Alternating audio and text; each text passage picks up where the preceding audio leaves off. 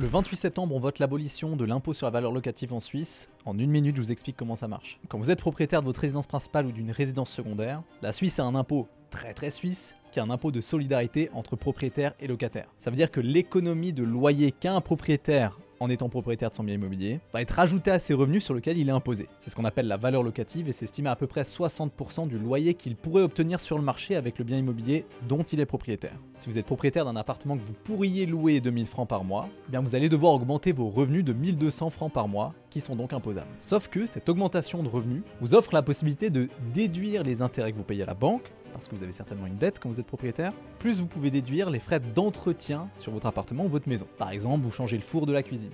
Par exemple, vous réparez la paroi de douche de votre salle de bain. L'abolition de l'impôt sur la valeur locative provoquerait le fait que vous n'avez plus d'augmentation de revenus par le simple fait que vous êtes propriétaire de votre bien immobilier. Mais par contre, vous n'aurez pas la possibilité de déduire les intérêts passifs que vous payez à la banque, ni de déduire les frais d'entretien que vous investissez dans votre bien immobilier. Et croyez-le ou non, la gauche et la droite en Suisse romande s'y opposent. Évidemment pas pour les mêmes raisons. La gauche pense que la suppression de cet impôt est un cadeau pour les propriétaires, alors que la droite pense que ce serait une très bonne idée de supprimer l'impôt, mais si on supprime les déductions, on est en train de favoriser simplement les propriétaires âgés qui ont des très faibles dettes et qui n'entretiennent plus beaucoup leur bien immobilier. Ce qui n'est pas du tout la logique de la rénovation nécessaire du parc immobilier aujourd'hui.